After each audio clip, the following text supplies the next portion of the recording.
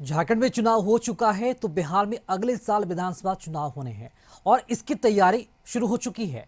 नीतीश कुमार एक बार फिर पुराना सियासी दांव आजमाने जा रहे हैं। क्या है नीतीश कुमार का चुनावी प्लान और कैसे इस पर चल रहा है सियासी घमासान, इस रिपोर्ट में देखिए। बिहार के मुख्यमंत्री नीतीश कुमार एक बार फिर यात्रा पर निकलने वाले हैं। अगले साल विधानसभा चुनाव होने वाले हैं और उससे पहले नीतीश जनता के बीच होंगे। यात्रा का नाम होगा महिला संवाद यात्रा। साफ है, कोशिश होगी महिला मतदाताओं को साधने की। 19 नवंबर को कैबिनेट की बैठक में 9 एजेंडों पर मुहर लगी, जिसमें एक प्रस्ताव महिला संवाद यात्रा पर होने वाले खर्च से जुड़ा था। इस पर 226 करोड़ रुपए खर्च होंगे। यात्रा के दौरान सीएम नीतीश महिला सशक्तिकरण के लिए किए गए काम पर महिलाओं से संवाद करेंगे। बिहार में 48% वोटर महिलाएं हैं, जो नीतीश कुमार की वोट बैंक मानी जाती हैं। बीजेपी के नेता भी इस बात को मानते हैं। तो इस बार भी वो यात्रा पर निकल रहे हैं माननीय मुख्यमंत्री जी, और विशेष करके जो आधी आबादी है समाज की, महिला, जिसके लिए मुख्यमंत्री नीतीश कुमार जी ने लगातार बहुत काम किया है और उसी का नतीजा है कि त्रिस्तरीय पंचायत राज में, नगर निकाय में महिलाओं को आरक्षण मिला। और जो सरकारी नौकरी है, आप उसमें देख रहे हैं कि आज अगर 3-4 सिपाही चलता है तो 2 सिपाही महिला चलती है।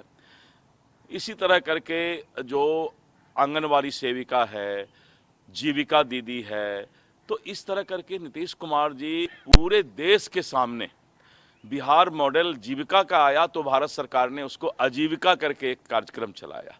दरअसल यात्रा के सहारे राजनीति नीतीश की सियासत का तरीका है। यात्राओं के जरिए नीतीश कुमार भांपते रहे हैं कि जनता का मूड कैसा है। 2005 के विधानसभा चुनाव से पहले नीतीश कुमार न्याय यात्रा पर निकले और इस चुनाव में आरजेडी को हराकर मुख्यमंत्री की कुर्सी पर पहुंचे। 2010 के विधानसभा चुनाव से पहले नीतीश कुमार फिर यात्रा पर निकले, जिसका नाम रखा गया प्रवास यात्रा। मकसद था जनता के सामने अपनी सरकार का रिपोर्ट कार्ड पेश करना। 2012 में बिहार के लिए स्पेशल स्टेटस की मांग को लेकर नीतीश अधिकार यात्रा पर निकले। 2014 के लोकसभा चुनाव से पहले संकल्प यात्रा हुई, लेकिन नतीजे पक्ष में नहीं आए। इसके बाद 2015 विधानसभा चुनाव से पहले नीतीश संपर्क यात्रा पर निकले और विधानसभा चुनाव में महागठबंधन की सरकार बनी। इसके बाद भी यात्राओं का दौर जारी रहा और अब वे 15वीं यात्रा पर निकलने जा रहे हैं। अन्य लोग वहां पे गए हैं, कई एक मंत्री को वहां पे ड्यूटी पे लगाया गया था और अन्य लोगों को लगाया गया था। चूंकि माननीय मुख्यमंत्री जी का शेड्यूल बहुत टाइट रहता है, काफ़ी देखते ही हैं कि बिहार में हर दिन यहाँ पर भी चुनाव चल रहा था 4 इसमें, और हर दिन कहीं ना कहीं किसी न किसी उद्घाटन और शिलान्यास में जाना पड़ता है मुख्यमंत्री जी को। तो इस कारण से मुख्यमंत्री जी नहीं गए हैं, लेकिन कहीं कोई दिक्कत वाली बात नहीं है। दोनों सीट पे हम लोग चुनाव जीत रहे हैं। यात्रा के नाम से ही साफ है कि नीतीश कुमार का संवाद महिलाओं से होगा, लेकिन विपक्ष इसे चुनावी स्टंट बता रहा है। माननीय नीतीश कुमार जी महिलाओं से संवाद से पहले ये बताएं कि महिलाओं पर जो अत्याचार, व्यभिचार, बलात्कार की घटनाएं हो रही हैं, उस पर इनकी सरकार क्या कदम उठाने जा रही है।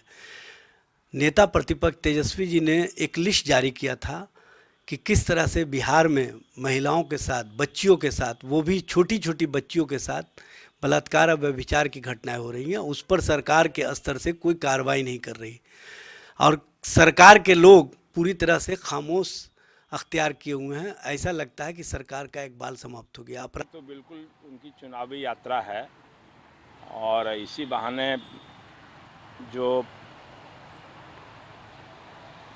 जिनको नियुक्ति पत्र दे रहे हैं महिलाओं को, जो आंगनबाड़ी सेविकाएं हैं, इन लोगों को सुविधा का घोषणा करके वो चाहते हैं अपनी ओर आकर्षित करना।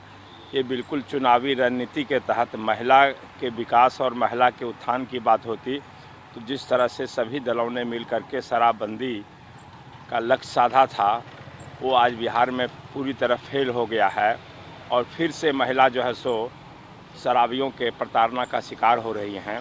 सिर्फ चुनाव में किस तरह से आकर्षित किया जाए, उसी की रणनीति के तहत ये यात्रा है। 2020 के विधानसभा चुनाव में नीतीश कुमार की पार्टी जेडीयू सीटों के मामले में तीसरे नंबर पर रही थी, लेकिन उन्होंने 2025 के विधानसभा चुनाव में एनडीए के लिए 225 सीटों का लक्ष्य रखा है। साफ है फिर वही चुनाव परिणाम दोहराना होगा जो 2010 में आया था। इसके लिए महिला वोटरों को साधना जरूरी है, जो वैसे भी नीतीश कुमार के समर्थक मानी जाती हैं। देखना होगा यात्रा के जरिए नीतीश महिला वोटरों को साधने में कितने सफल हो पाते हैं। ब्यूरो रिपोर्ट, कशिश न्यूज।